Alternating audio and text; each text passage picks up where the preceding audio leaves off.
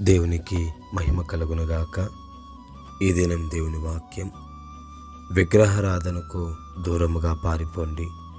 గమనించినట్లయితే గనక ఇక్కడ అపోస్తుడైనటువంటి పౌలు కొరింథీయులకు రాస్తూ చెప్తున్నాడు, ప్రియులారా, విగ్రహారాధనకు దూరంగా పారిపోండిని.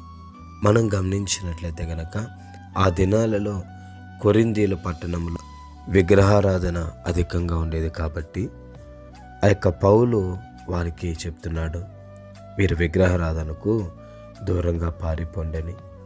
అయితే మనం గమనించినట్లయితే గనక ఒక దేవుని బిడ్డగా విగ్రహ ఆరాధనకు దూరంగా ఉండడము అది మనకు మేలు.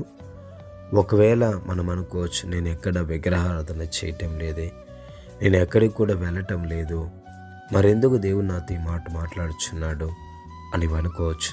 అయితే దేవుని కంటే నువ్వు దేన్నైతే అధికంగా ప్రేమిస్తావో అది ఒక విధమైనటువంటి విగ్రహారాధనే అవుతుంది.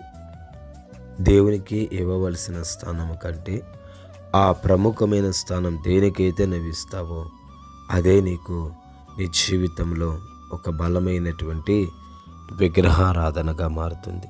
కాబట్టి ఆలోచించండి, నీ జీవితంలో నువ్వు దేవునికి స్థానం ఇస్తున్నావా, అంటే దేవునికి ఇవ్వవలసిన స్థానం వేరే ఇతర కార్యాలకు, ఇతర కార్యకలాపాలకు నీవు ఇస్తున్నావా?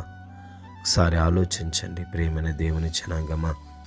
ఒకవేళ అలాగ నీవు ఇస్తూ ఉంటే గనక అది విగ్రహారాధనకు సాదృశ్యమవుతుంది. దేవుడి యొక్క మాటను దీవించుగాక. పరిశుద్ధుడా, స్తోత్రాలనైనా ఈ మాటలు బట్టి మమ్మల్ని దీవించి ఆశీర్వదించండి.